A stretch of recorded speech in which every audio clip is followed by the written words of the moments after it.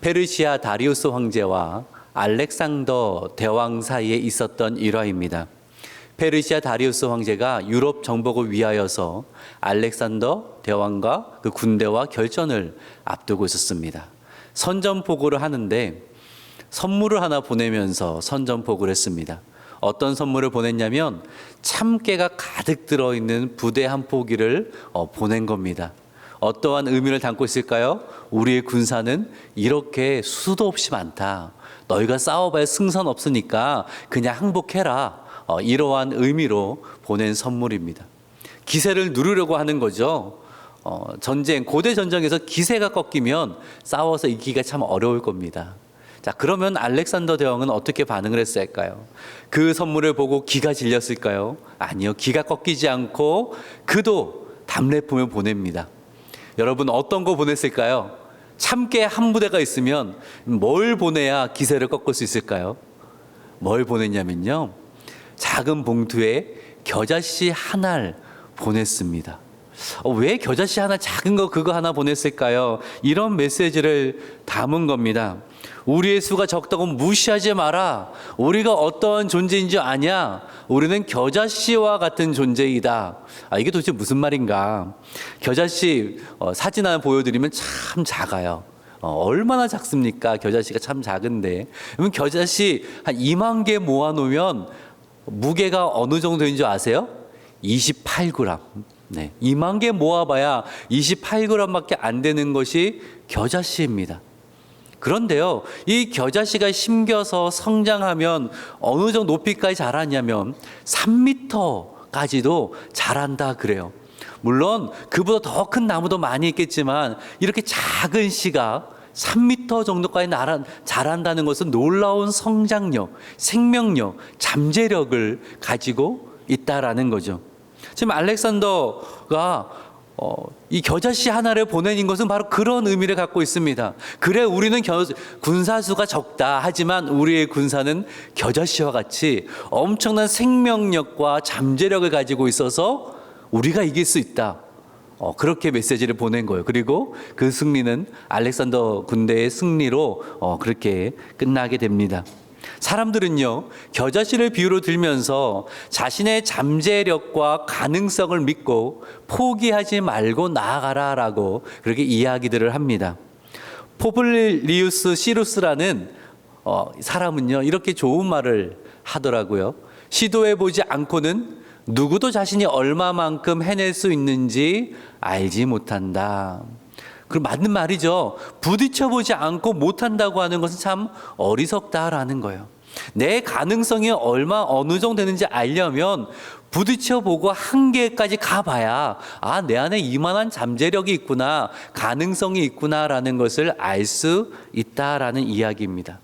자, 그러면 이렇게 사람들은 겨자씨를 비유로 들어서 사람 안에 있는 잠재력, 이 가능성을 이야기를 하는데요. 예수님은 오늘 본문에서 겨자씨를 비유로 들어서 말씀을 하시는데 과연 예수님 무엇을 말씀하고 싶은 걸까요?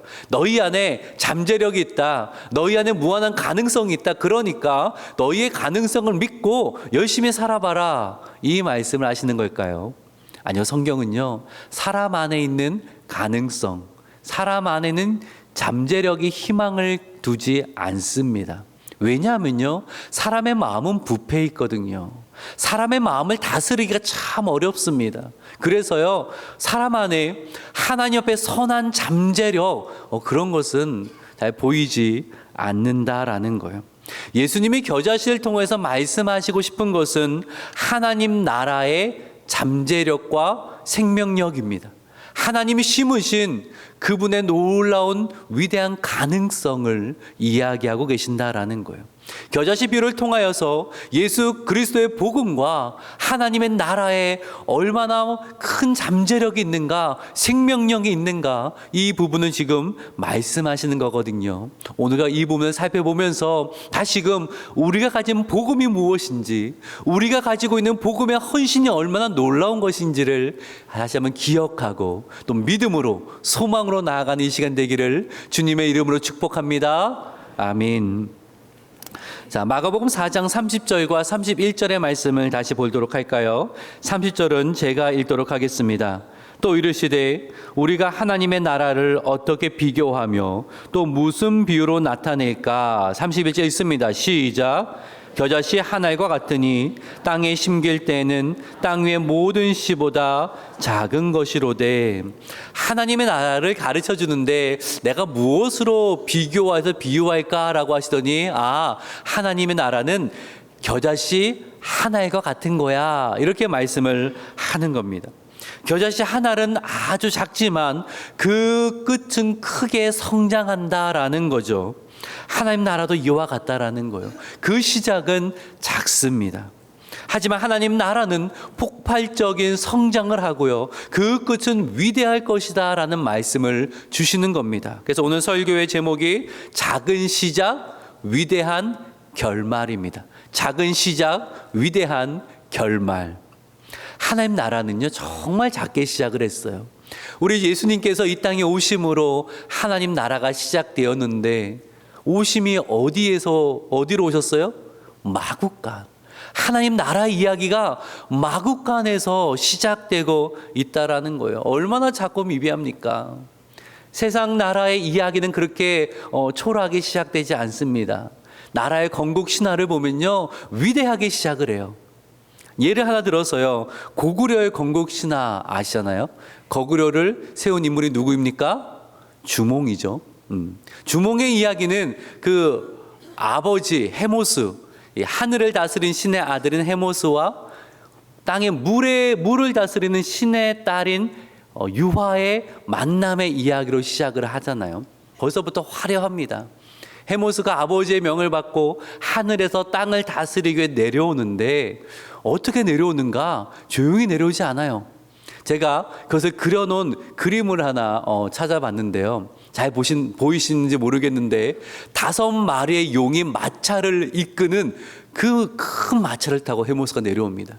그 뒤로는요 100여 명의 신하들이 화려하고 흰 옷을 입고 따르고 있고요, 아주 강하고 밝은 빛이 온 세상을 비추면서 헤모스가 땅으로 내려왔다라는 거예요.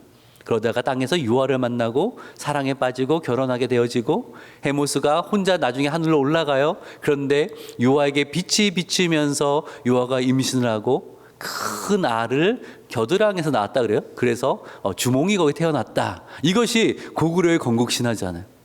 왜 이렇게 이야기가 화려해지죠?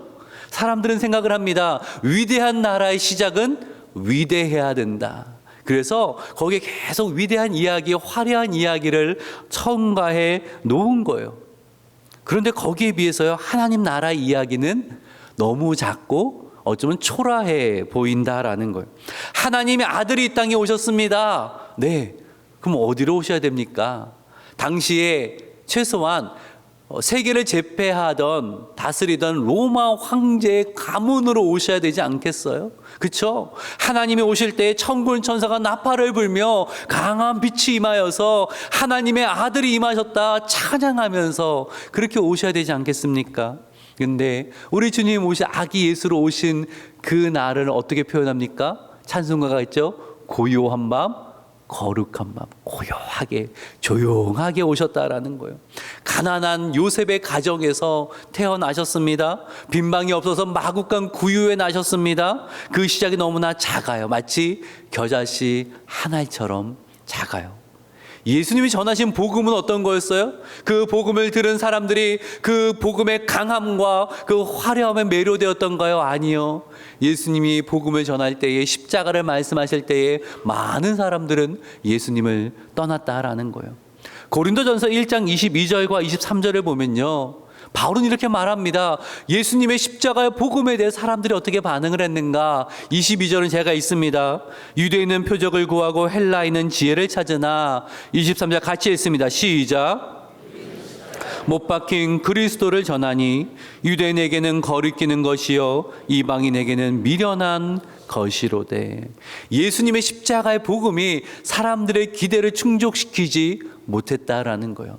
유대인들은 표적을 구하고 헬라인들은 지혜, 지식을 원하는데, 예수 그리스도의 십자가는 유대인들이 원하는 표적, 기적을 가지고 있지도 않고 헬라인이 원하는 고상한 지식을 담고 있지도 않다라는 거예요. 그래서 사람들은 미련한 것이다라고 그렇게 이야기라고 거리끼었다는 거예요.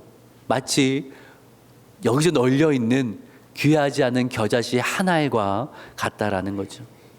예수님의 제자들은 어떻습니까? 세상에 보기에 크고 강한 사람들이었나요? 아니요. 예수님의 12 제자들. 그 어떤 출신이에요? 갈릴리 촌바닥의 어부들. 그렇잖아요. 그리고 당시 죄인으로 손가락질 당하던 그 세리였던 마태도 있었고요. 누가 봐도 저런 제자들은 뭔 큰일을 하겠느냐. 뭐 저런 사람도 모아놓고 뭐 하겠냐. 이러한 말을 들을 그러한 작은 사람들이었다라는 겁니다. 기독교의 가르침은요, 사람들의 보기에 큰 것들이 아니에요. 사람들은 부자가 되고 싶어 하는데 기독교의 가르침은요, 나누고 베풀라고 말합니다. 사람들은 높은 자리에 올라가서 섬김을 받고 싶은데 기독교의 가르침은 낮은 데로 내려가서 섬기라고 합니다.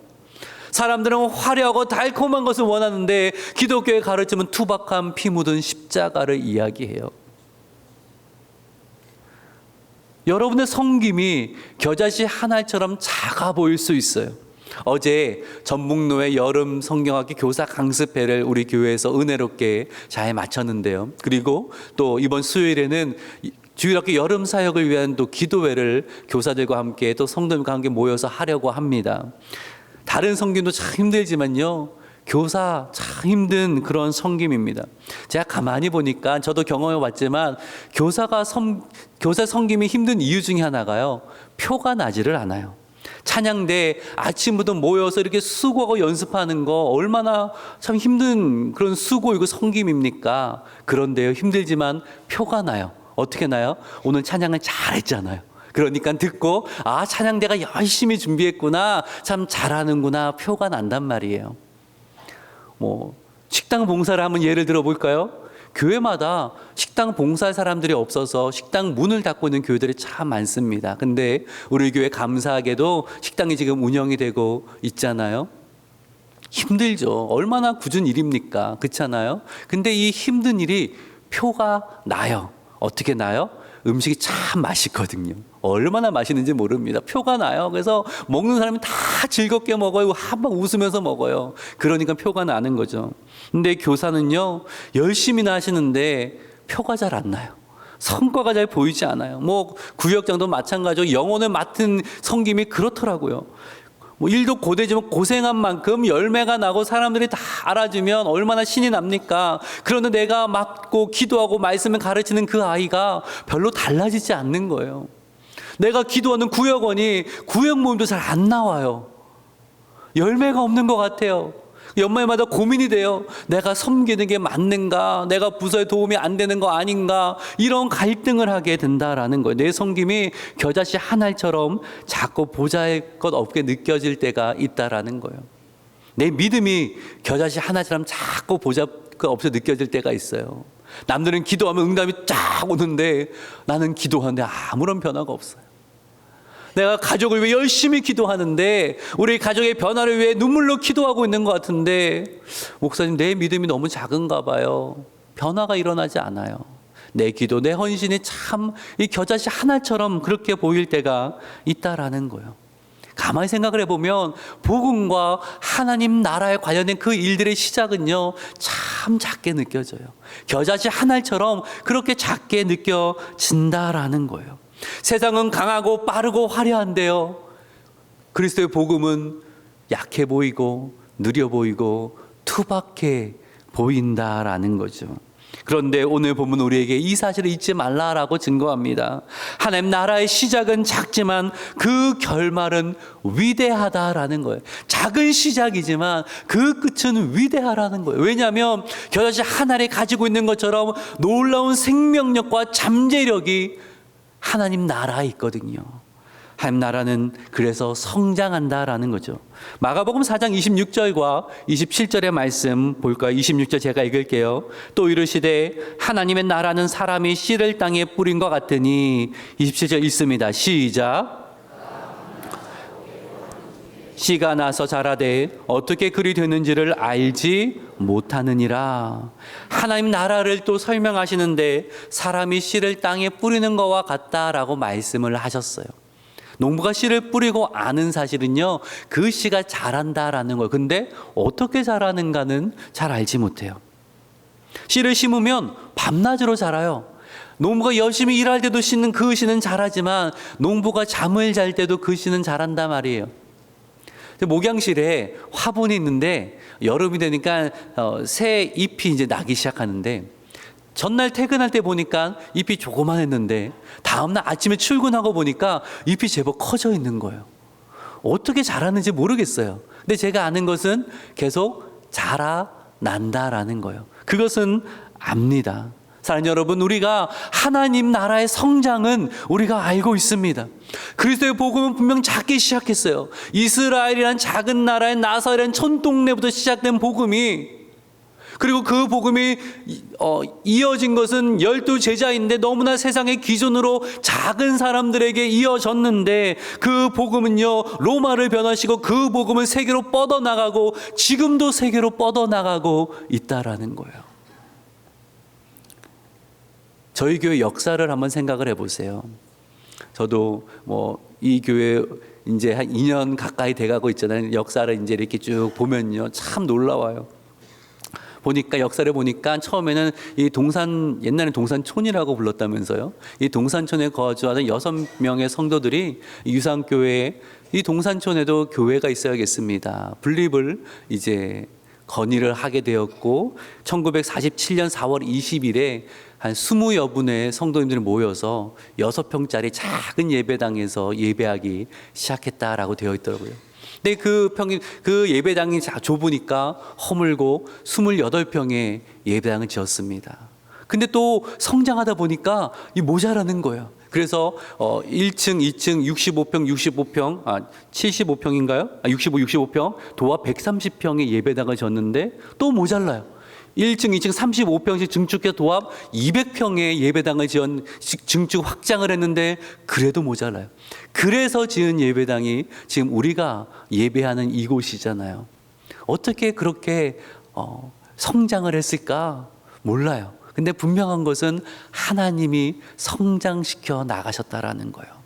또 우리가 기대하는 하나님이 그분의 교회를, 그분이 세우신 교회를 분명히 성장시켜 나가실 거라는 거예요. 그 기대를 우리는 가지고 있는 거죠. 고린도전서 3장 6절과 7절의 말씀 보세요. 6절 제가 있습니다. 나는 심었고 아볼로는 물을 주었을 때 오직 하나님께서 자라나게 하셨나니. 7절에 있습니다. 시작. 그런즉 심는 이나 물 주는 이는 아무것도 아니로되 오직 자라게 하신 이는 하나님뿐이니라. 아멘. 하나님 나라에서 우리의 역할은 심고 물을 주는 거예요. 작아 보일 수 있어요. 하지만 하나님이 자라게 하신다라는 거죠. 그 성장이 더뎌 보일 수도 있습니다. 내가 원하는 때 내가 기대하는 방식으로 이루어지지 않을 수 있어요. 하지만 분명한 사실은 하나님이 자라나게 하신다라는 것입니다. 그 성장의 결과가 어떠한가? 오늘 본문 32절의 말씀 볼까요? 우리 지금 이렇게 말씀하셨어요. 같이 읽습니다. 시작. 심긴 후에는 자라서 모든 풀보다 커지며 큰 가지를 내나니 공중의 새들이 그 그늘에 깃들일 만큼 되느니라. 아멘. 그 작은 겨자씨가 심겨져서 자라나면요 3m까지 자라기도 하는데, 그 작은 겨자씨가 공중의 새들이 와서 쉬고 안식을 누릴 만큼의 나무가 된다라는 거예요. 사실 이 말씀은요, 예수님께서 다니엘서 4장 20절에 그 이미지를 가지고 설명을 하시는 건데, 그 말씀도 한번 읽어봅시다. 다니엘 4장 12절입니다. 12절 말씀 같이 읽어볼까요? 시작. 아름답고 그 열매는 많아서 만민의 먹을 것이 될 만하고 들짐승이 그 그늘에 있으며 공중에 나는 새는 그 가지에 깃들이고 육체를 가진 모든 것이 거기에서 먹을 것을 얻더라. 이거는요 바벨론의 왕 느부갓네살 왕이 환상, 꿈 가운데 본 거예요.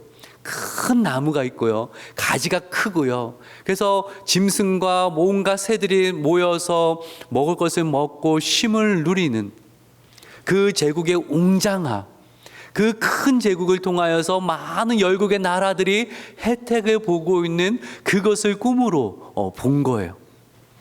자, 근데 이 나무는 결국 배임을 당하죠. 바벨론 제국은 멸망했습니다. 하지만 하나님의 나라는 영원합니다. 겨자씨 하나처럼 작게 시작된 하나님의 나라는요, 열방이 와서 안식을 누릴 만큼 큰 나라가 된다라는 거예요. 하나님 나라를 위해 행하는 우리의 기도와 섬김은 겨자씨 하나처럼 작게 보일 수 있습니다. 하지만 그 끝은 위대할 거라는 거예요. 믿음으로 사는 우리의 삶이 겨자씨 하나처럼 작고 초라하게 느껴질 수 있습니다. 하지만 하나님 나라에 속한 우리의 삶은 위대함으로 나아가고 있음을 우리는 믿음으로 바라볼 수 있어야 된다라는 거예요. 조셉 헨리 데이비스 선교사의 이야기입니다. 데이비스 선교사님은 호주 선교사는 최초로 한국 땅, 조선 땅을 밟으신 분인데요. 그분은 원래 그냥 호주 땅에서 다음 세대 후학을 양성하는 일을 하고 있었습니다. 근데 어느 날 월프 목사님, 중국에 사역하시는 월프 목사님의 그 편지를 하나 보게 됩니다. 그 편지 안에는 조선 땅의 선교가 얼마나 시급하고 중요한지가 나와 있는 거예요.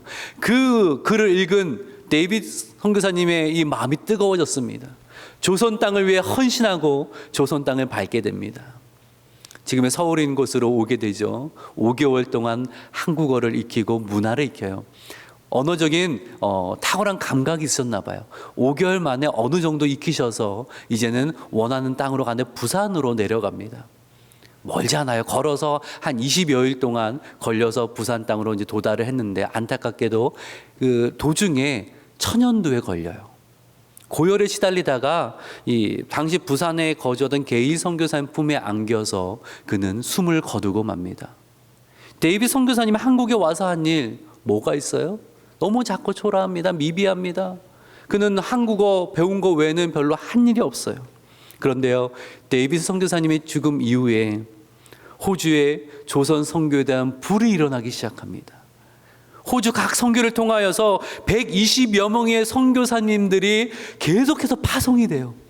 그래서 부산 땅에 수많은 교회와 학교와 병원이 지어지는 놀라운 역사가 있게 되었다는 거죠. 데이비드 선교사는 겨자씨 하나 같은 작은 삶을 살았는지도 모릅니다. 근데 그 작은 삶이 하나님에 의해서 심겨지니까 큰 나무로 결실을 맺게 되었다라는 거예요. 사랑하는 여러분, 우리 자신이요, 겨자씨 한 알처럼 작게 느껴질 때가 있습니다. 내가 할 수 있는 건 별로 없는 것 같고, 내 기도도 별로 역사하는 것이 없는 것 같고, 내 믿음 너무 작은 것 같고. 하지만요, 겨자씨 자체는 작고 초라하지만 기억하십시오. 그 겨자씨가 심기면 성장하여서 큰 나무가 되는 거예요. 우리는 겨자씨처럼 작게 보이지만 우리가 하나님에 의해 심겨지면 하나님 나라의 큰 나무로 성장하게 된다라는 거예요. 여러분 꼭 기억하십시오. 하나님은 저와 여러분을 심어 놓으신 겁니다. 여러분 지금의 환경에 묻혀 사는 게 아니에요. 여러분은 하나님이 심으신 겁니다.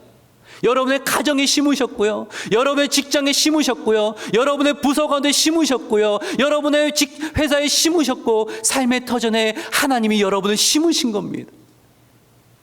하나님 나라는 크게 성장하고요, 하나님은 그 놀라운 성장을 바라보시면서 우리 한 사람 한 사람을 심으신 겁니다. 이 땅에 동산교를 심으셨고 우리의 삶의 자리에 심으셨습니다. 그리고 하나님은 성장하게 하실 겁니다. 그 끝은 작았지만, 그 시작은 작았지만 끝은 위대함이 무엇인지를 하나님은 우리의 삶을 통하여서, 동산교를 통하여서 분명하게 드러내실 줄로 믿습니다. 사랑하는 여러분, 그러게 오늘 인내하십시오. 그리고 오늘 기대하십시오. 하나님이 성장하게 하실 것입니다. 하나님이 이루어 주실 것입니다. 오늘의 눈물의 기도를, 오늘의 헌신을 하나님이 기억하시고 하나님이 이루어 주실 것입니다. 그 기대를 가지고, 믿음을 가지고, 소망을 가지고 오늘도 눈물로 씨를 뿌리고 심고 물을 주고 하나님과 동행하는 저와 여러분 되기를 주님의 이름으로 축복합니다. 아멘. 기도합니다.